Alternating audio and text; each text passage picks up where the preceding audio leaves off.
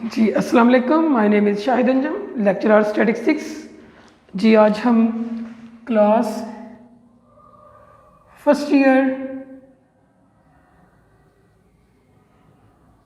ICS का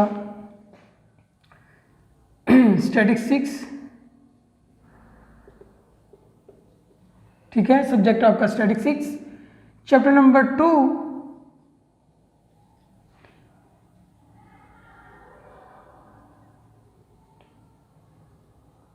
representation of data, इसको study करने जा रहे हैं जी। रिप्रेजेंटेशन ऑफ डाटा के डाटा को रिप्रेजेंट कैसे किया जाता है, इस चैप्टर में हम स्टडी करेंगे कि आप डाटा को किस तरह से क्लासीफाई कर सकते हैं, डाटा को किस तरह से टेबुलेटेड फॉर्म में लेके आ सकते हैं, कैसे आप उसको ग्राफ की मदद से शो कर सकते हैं।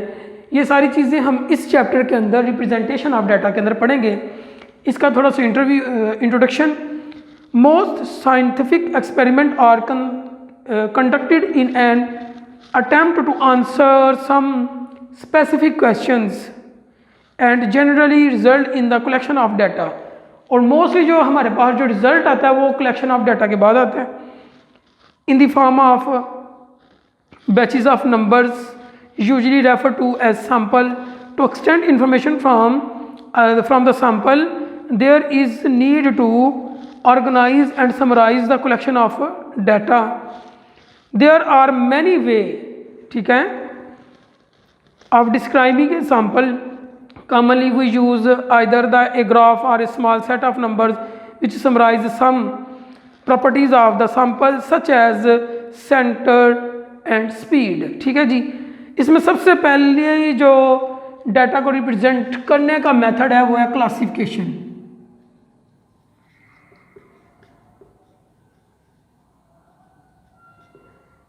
कि हम एक डाटा को क्लासिफिकेशन के जरिए रिप्रेजेंट कर सकते हैं। The term classification is a procedure, is the process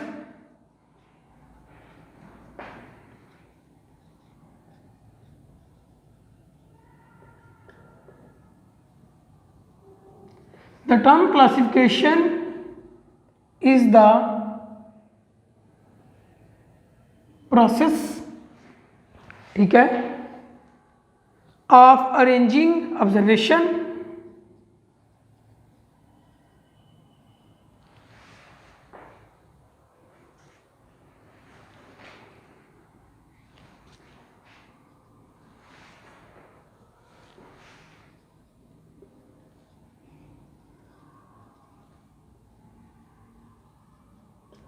arranging observations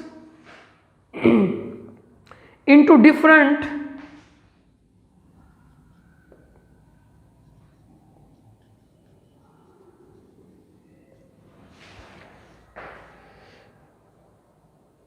classes or categories।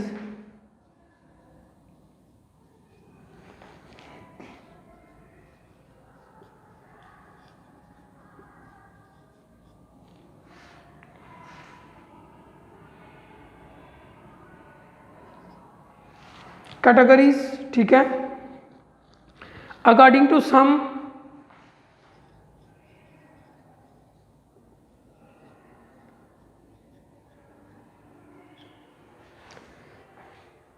Common characteristic.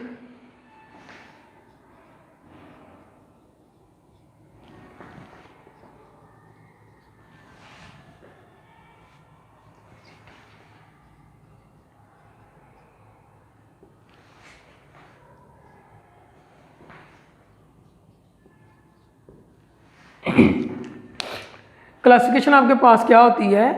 ये क्लासिफिकेशन एक प्रोसेस है अरेंज करने का डाटा को, ऑब्जर्वेशन को इनटू डिफरेंट क्लासेस और कैटेगरीज, जिसमें सम कॉमन कैरेक्टर्स हो सकते हैं, जैसे कि मेल फीमेल जेंडर को अगर ले लिया जाए तो, ठीक है।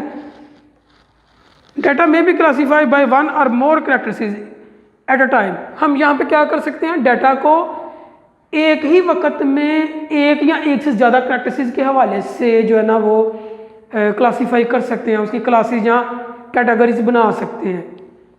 जैसे कि देखिएगा, अगर मैं कॉलेज के स्टूडेंट्स की बात करता हूँ तो एक मैंने कैरेक्टरिस्टिक्स बनाया कि क्लास है आईसीएस, फिर उसमें से बॉयज़, ठीक है, कि मैं देख रहा हूँ कॉलेज में से आईसीएस के लड़के, आईसीएस के स्टूडेंट्स, और वो सारे बॉयज़ हों, ठीक है। जेंडर वाइज भी और क्लास वाइज भी मैंने उनको सब्जेक्ट वाइज भी कि उनका सब्जेक्ट जो है ना वो कम्बिनेशन आईसीएस हो, ठीक है। इसमें ये भी कह सकता हूँ ICS with statistics.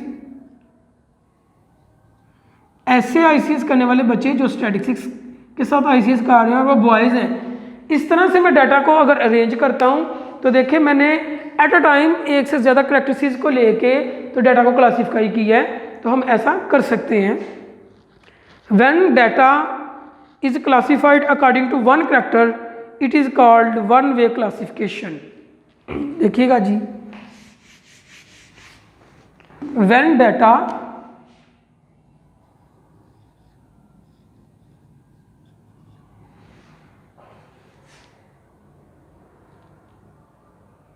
is classified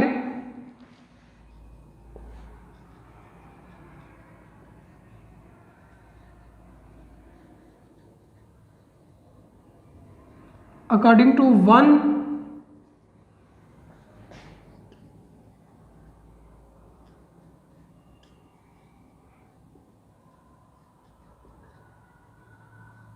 characteristic, then it is called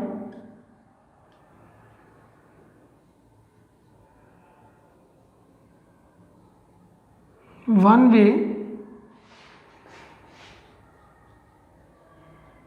classification. कि जब आप डाटा को किसी एक करैक्टरिस्टिक्स की पॉइंट ऑफ व्यू से क्लासेस में या कैटेगरीज में डिवाइड करते हैं तो वो आपकी क्लासिफिकेशन वन वे क्लासिफिकेशन होगी, ठीक है। When the data is classified by two characteristics at a time it is called two way classification. और सिमिलरली अगर डाटा को मोर देन टू अगर आप कर रहे हैं तो वो more than two way classification होगी। जैसे कि थ्री करैक्टरिस्टिक्स को एट द सेम टाइम कर रहे हैं तो वो थ्री वे क्लासिफिकेशन है, फोर को कर रहे हैं तो फोर वे क्लासिफिकेशन है, अगर टू को कर रहे हैं तो टू वे क्लासिफिकेशन है। तो ये था आपके पास क्लासिफिकेशन, डाटा को रिप्रेजेंट करने का पहला मेथड। अब इसके बाद दूसरा मेथड है टेबुलेशन। हम उसकी तरफ चलते हैं। टेबुलेशन क्या होता है?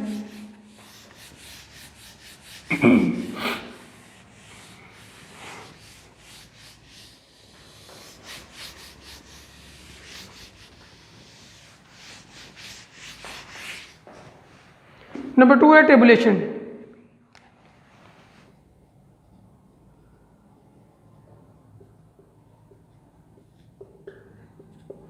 डाटा को रिप्रेजेंट करने का दूसरा मेथड है टेबुलेशन कि हम टेबल्स बना लेते हैं उसके। The process of making tables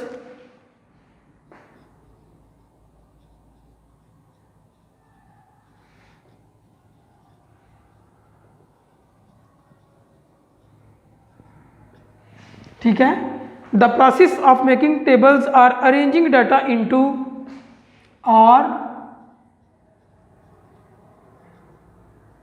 arranging data into rows and columns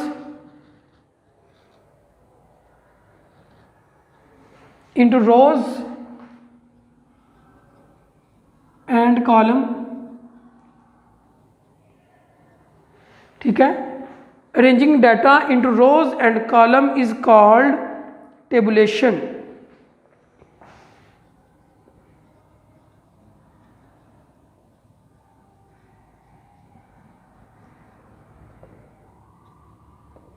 ठीक है कि ऐसा प्रोसेस जिसमें हम टेबल बनाते हैं, डाटा को रोज और कॉलम्स के अंदर डिवाइड कर देते हैं, डिस्ट्रीब्यूट करते हैं, ऐसे प्रोसेस को टेबुलेशन कहा जाता है। टेबुलेशन में भी सिंपल, डबल, ट्रिपल और complex. Tabulation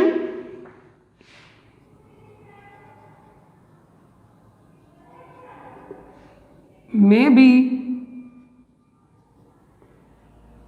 simple, double,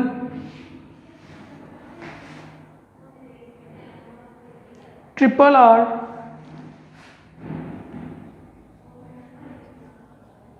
complex. कि जो टेबुलेशन है वो सिंपल भी हो सकती है, डबल भी हो सकती है, ट्रिपल भी हो सकती है और कम्प्लेक्स भी हो सकती है, depending upon the number of characters. Complex depending upon the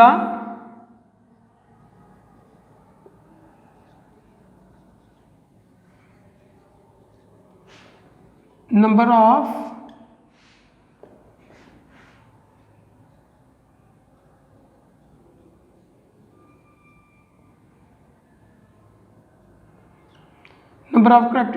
characteristics involved, कि कितने करेक्टरिस्टिक्स इन्वॉल्व हो रहे हैं ये उसके ऊपर डिपेंड करता है। अगर एक है तो सिंपल, दो है तो डबल, तीन करेक्टरिस्टिक्स हैं ट्रिपल और मोर देन थ्री है तो कम्प्लेक्स टेबुलेशन होगी। ठीक है, अब इसमें कंस्ट्रक्शन ऑफ टेबल के एक टेबल को कैसे बनाया जा सकता है वो हम पढ़ते हैं।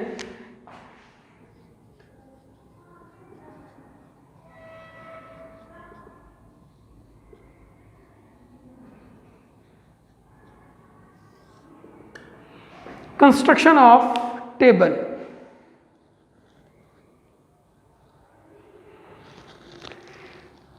नंबर वन, इसमें कुछ स्टेप्स हैं। नंबर वन है title.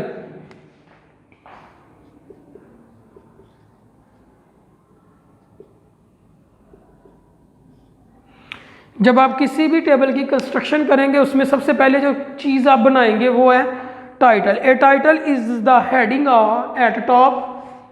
A title is the heading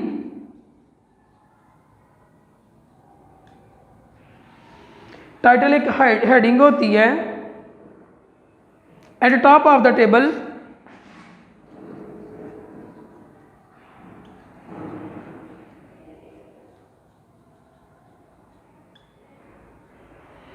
title जो है वो टेबल के टॉप के ऊपर एक हेडिंग होती है। The title should be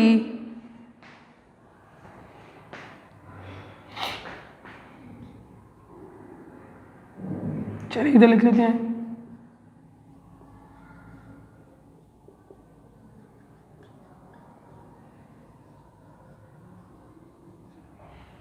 the title should be brief and self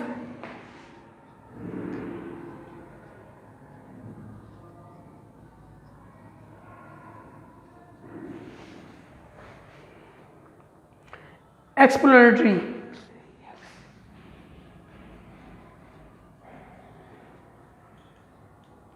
एक टाइटल जो है वो ब्रीफ और सेल्फ एक्सप्लेनेटरी होना चाहिए। ठीक है, मतलब ये जो टाइटल होता है कि क्या होता है, ये किसी भी टेबल की टॉप पे जो हेडिंग्स होती है उसको कहा जाता है। ये टाइटल ऐसा होना चाहिए कि ये ब्रीफ जो वजाहत करे और सेल्फ एक्सप्लेनेटरी हो, वो अपनी वजाहत खुद कर सकता हो।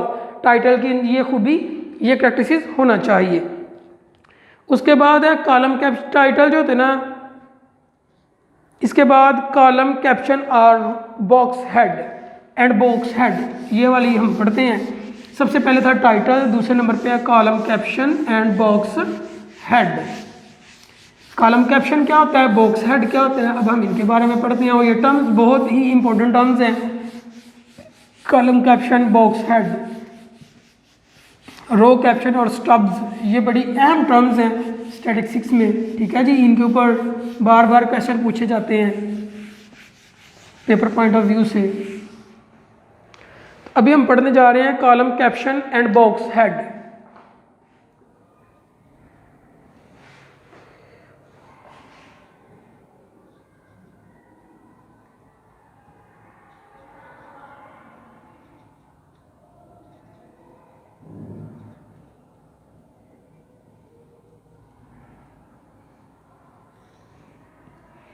ये जी column caption and box head, ये क्या होता है? The heading of the different columns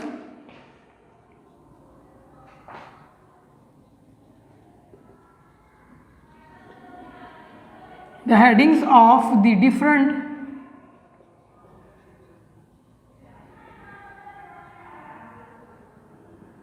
columns, ठीक है, मुख्तलिफ कॉलम्स की जो हेडिंग्स हैं are called column captions. The heading of the different columns are called the column caption.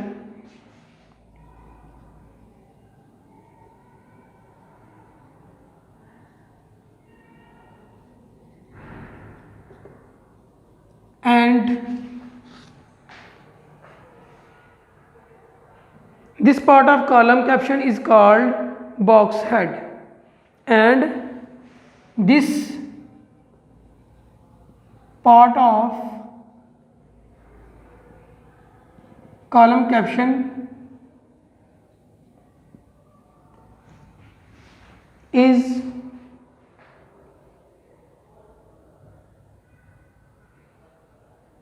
called box head, is called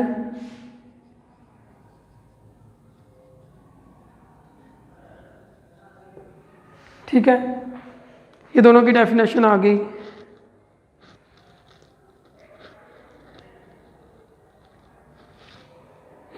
देखिएगा जी, the heading of different columns और the column captions. जो हेडिंग्स होती है ना कॉलम्स की, उनको कॉलम कैप्शन कहा जाता है, लेकिन किसी एक ही होगी तो वो बॉक्स हेड हो जाएगी, ठीक है। उसके बाद है row caption and stub. Row captions and stub number 3 पे है।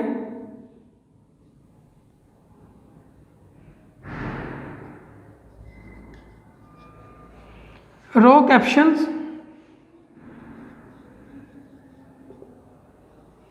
And stub.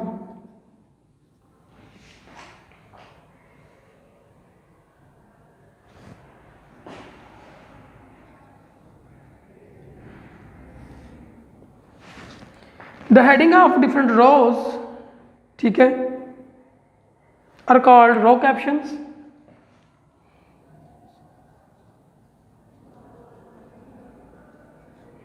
Heading of different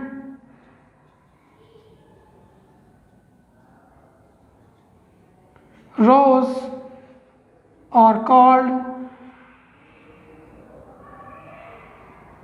row captions,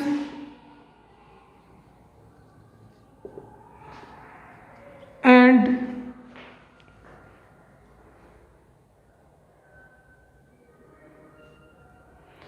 the part of the table containing row caption is called stub,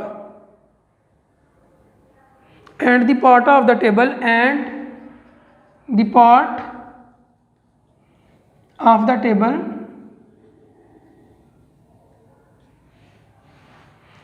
का वो part containing row caption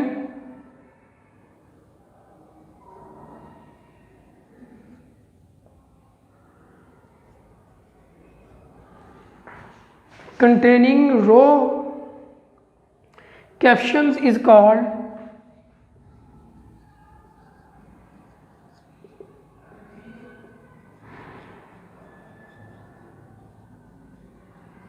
stub. के जो different रोज़ की headings होगी आपके पास, वो जनाब आपके पास रो कैप्शंस कहलाएगी, और टेबल का वो वाला हिस्सा जो रो कैप्शंस को कंटेन करता है, अडॉप्ट करता है, वो स्टब कहलाएगा, ठीक है जी।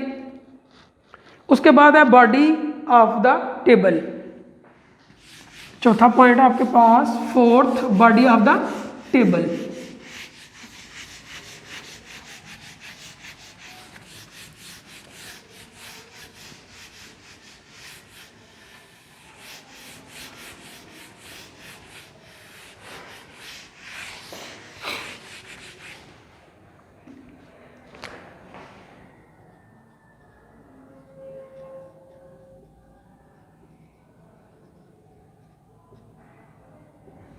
Body of the table. The entries in different cells of column and rows in a table are called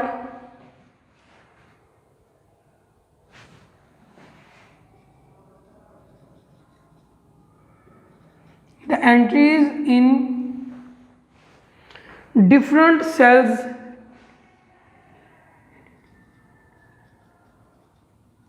different cells of the column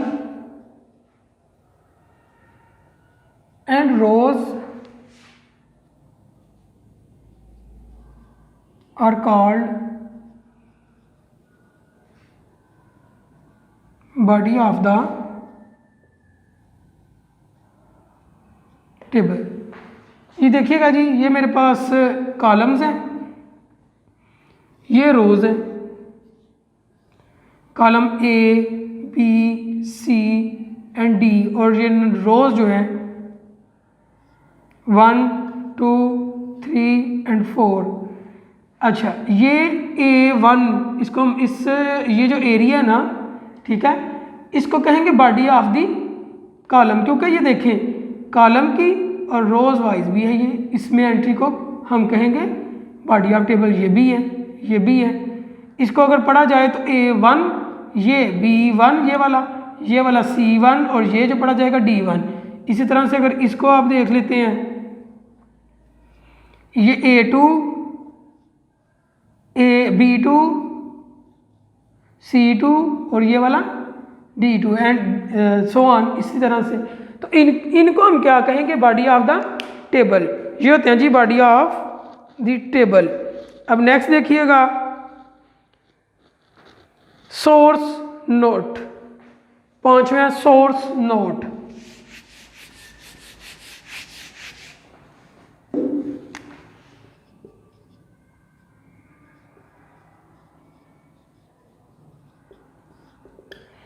source note क्या होता है जी?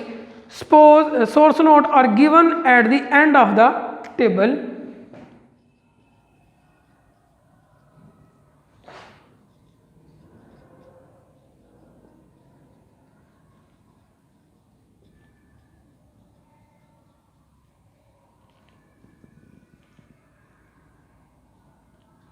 सोर्स नोट जो है ना, वो एंड ऑफ द टेबल पे दिए जाते हैं, विच indicate the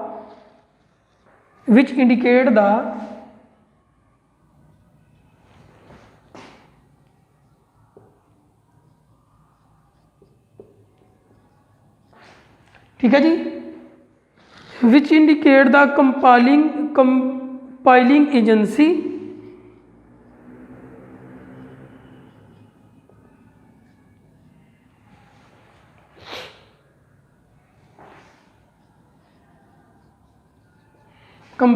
agency publication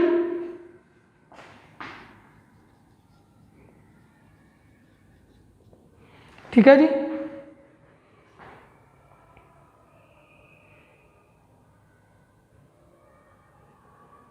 The data and pages of the publication.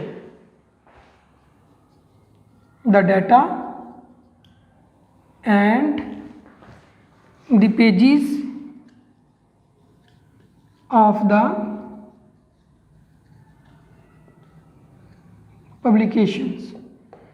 And note पे या सोर्स नोट के ऊपर ये आपको गिवन जो ना जो हेडिंग है मिलेगी कि आपको कंपाइलिंग एजेंसी, ठीक है, पब्लिकेशन और डाटा पब्लिकेशन के मतलब जो इन्फॉर्मेशन है वो सोर्स नोट जो कि एंड ऑफ द टेबल पे होती है वहाँ पे मिलेगी। स्पेसिंग एंड रोलिंग, ठीक है, ये 6 है, मैं बता देता हूँ। To enhance the effectiveness of table, spacing and ruling is use. मतलब किसी भी टेबल को इफेक्टिव बनाने के लिए हम स्पेसिंग और रूलिंग यूज करते हैं। उसके बाद है prefatory notes and foot note. ये क्या होते हैं देखिएगा जी। The prefatory note is given after the title of the table and the foot note are given at the bottom of the table. जो प्रीफैक्टरी नोट होती है वो टाइटल के बाद दिया जाता है, और जो फुट नोट होता है वो जो ना आपके टेबल के बॉटम पे दिया जाता है। Both are use to explain the content of the table, और दोनों को टेबल के जो कंटेंट होते हैं उनको एक्सप्लेन करने के लिए यूज़ किया जाता है। तो ये था बेटा जी आज का लेक्चर। नेक्स्ट में दोबारा मुलाकात होगी। ओके जी, अल्लाह हाफिज़। वीडियो पसंद आई तो लाइक करें, अपनी राय कमेंट करें। ऐसे ही मजीद वीडियोस के लिए हमारा चैनल सब्सक्राइब करें और बेल का आइकन दबाएं ताकि आपको हर वीडियो का नोटिफिकेशन मिलता रहे।